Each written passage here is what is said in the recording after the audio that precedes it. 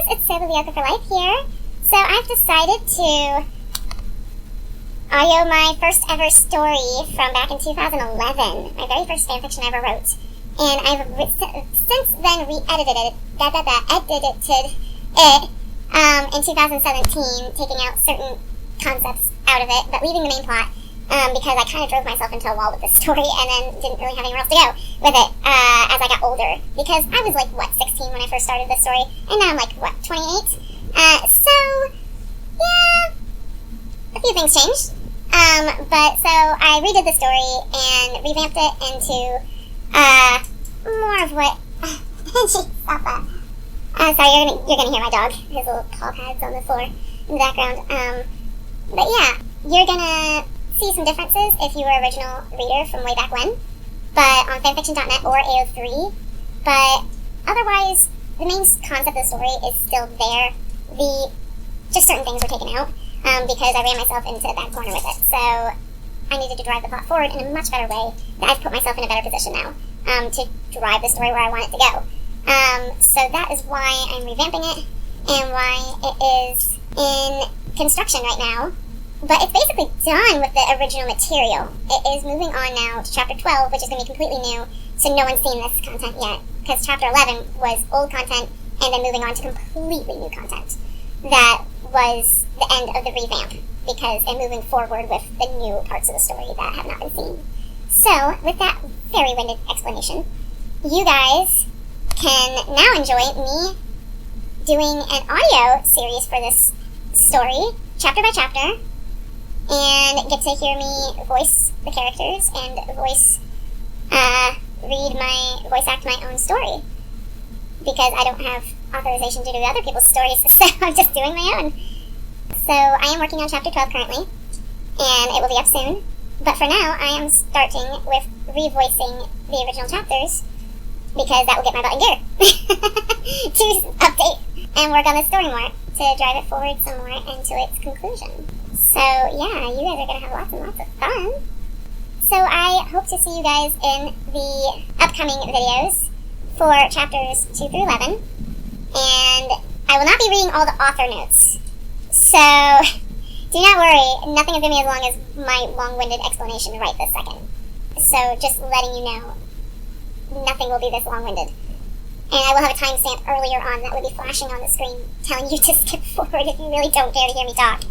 To just get to the story. With all that said, without further ado, let's get into the actual story. And hopefully most chapters, I'll just go into the chapter, and I don't plan on doing the author notes or anything, unless it's just the tad end, or saying hello in the beginning and then goodbye in the end. But I'm not going to be rereading the author notes necessarily. So you'd have to go to the original story for that, just because they're all outdated. So there's no point, because these videos are not at the same time as those postings were. So there's kind of no point in doing that, unless there's explanation needed. And I think there's only one chapter with that. I'm babbling, so I'm going to stop and leave you alone, and give you the timestamp earlier, much earlier, flashing on the screen, hopefully, in the video, so you can skip over all of this mumbo-jumbo, and get on with the story, and hopefully I'll be seeing you guys in chapter 2. Alright. An unexpected situation. In the midst of the fight against Arachne, the golem had the saw again, and Arachne was standing on the sidelines watching. She was keeping a watchful eye on Maka and Sol. Maka especially. She could sense her Gregorian soul, and has loved watching her and Sol's pointless bickering all the time. But she couldn't deny that she had developed a fondness for Maka. She was special, kind to most people, but also had a talent at fighting and being a strong-hearted girl and smartest person in her class. It all just made Maka perfect for her plans. She felt Maka was misunderstood most of the times and mistreated by her so-called friends. So now that she can actually physically see and touch Maka, she's thinking that now might be a good time to finally claim her precious gem. Maka was just hit by that weird web stuff and was being flung back by the golem, right in Arachne's direction. Perfect. She acted quickly and caught Maka in her arms while she used her fan to swiftly throw Sol away from Maka and into the bushes. Ah! What? Sol! Maka screamed, now terrified at the turn of events. Shh. Now there, darling. You really should not scream when in the arms of a queen. Maka! Damn you, Arachne! Don't you dare hurt her! Like you and your pals do? Not a chance. Arachne spit at him spitefully. What are you talking about? Whatever, just let her go or I'll make you! Sol's arm turned into a scythe and then he charged, but stopped in his tracks when Arachne made a very good point to his dismay. If you kill me, you will be killing Maka too, she said while holding Maka tighter. Damn it, Maka, move! I can't, Maka said while attempting to move her body out of the witch's tight grip. But even with the grip, she knew there was something wrong. Maka couldn't move beforehand when she first realized that she was in Arachne's arms. And now she knew for sure she had done something to her, because she couldn't even budge anymore. What do you mean you can't move?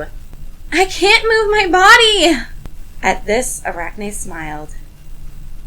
Arachne, what did you do? And with that, her smile became even bigger. It wasn't me who did it, really. It was the two of you who put the spell on Maka. What the hell are you talking about? Sol asked. Remember just a moment ago when you cut open the golem? Well, my webs of paralysis came out and covered Maka's tiny body. Now she is under the full effect of the spell and can't move even a finger for a good amount of time. So with that said, Sol, tell me, what are you going to do to me now? Arachne let that question hang in the air for a few minutes. She wanted him to really feel the depth of the situation. I don't know. I can't exactly do anything to you now, Sol said while grimacing. That's right. You can't. Her smile turned into a very triumphant one. That's it. So, that's the first chapter. Alright. Well, I hope you guys enjoyed that. Again, this is my first story ever, and I hope you enjoyed my first chapter reading of my first chapter that I wrote back in 2011, and I revamped it in October 19th of 2017. I re-edited it. So I hope you guys enjoyed that, and I'll see you for chapter 2 coming soon. And for those of you on fanfiction.net or Archive of Our Own following with the story online, I'll see you for chapter 12 soon. This is Sailor Leoka for Life signing off. Bye!